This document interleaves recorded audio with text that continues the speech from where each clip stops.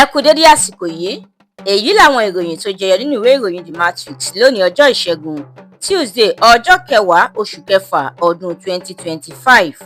Ẹniọlá Sálíù lórúkọ mi.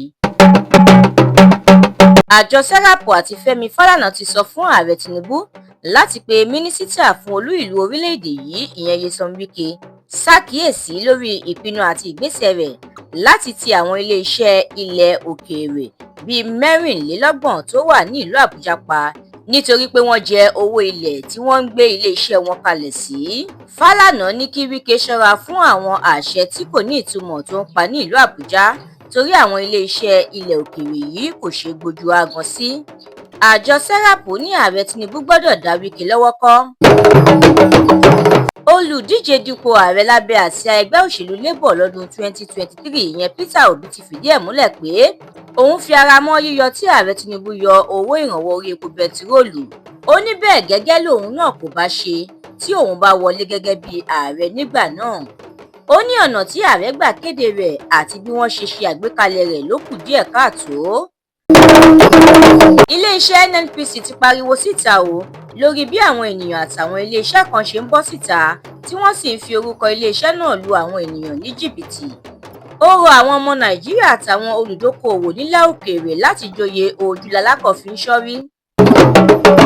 Ilé-iṣẹ́ ààrẹ ti fi kòbákùngbé ọ̀rọ̀ ránṣẹ́ sí akójànú ilé ìgbìmọ̀ aṣòfin àgbà tẹ́lẹ̀ ìyẹn Sẹ́nẹ́tọ̀ Aliu Ndume lórí ọ̀rọ̀ Buratai.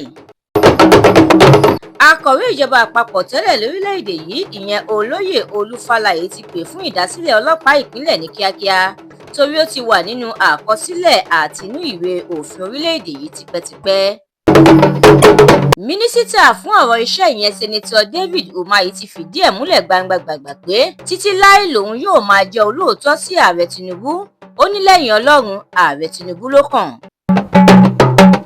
Aya ààrẹ tẹ́lẹ̀ lórílẹ̀‐èdè yìí ìyẹn abilékọ Patience Jonathan ti ṣàlàyé àwọn àdojúkọ rẹ̀ lásìkò tó ń kẹ́kọ̀ọ́ gboyè dókítà láti ọ̀dọ̀ àwọn olùkọ́. Ẹgbẹ́ àwọn alágbàtà epo bẹntiróòlù ìyẹn Petroleum Marketers Association of Nigeria IPMAN ti rọ iléeṣẹ́ ìfọpo Dangote láti mú owó wálẹ̀ sí i. Wọ́n ní ó yẹ kó wálẹ̀ dáadáa ju okòólélẹ́gbẹ̀rin-ó-lé-márùn-ún ìyẹn 825 naira. Ìròyìn eré ìdárayá.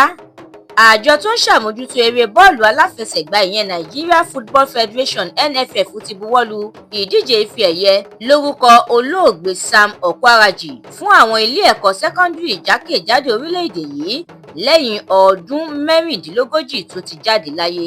Láti jẹ̀gbádùn àwọn ìròyìn lóníranran síwájú sí ẹ darapọ̀ mọ́ TheMatrix lórí Facebook, Instagram, TikTok, YouTube àti X. Àdúrà mọ́mi Balógun ló ṣe òǹgbùfọ̀ ìròyìn yìí. Ẹniọlá Sálíù lórúkọ mi.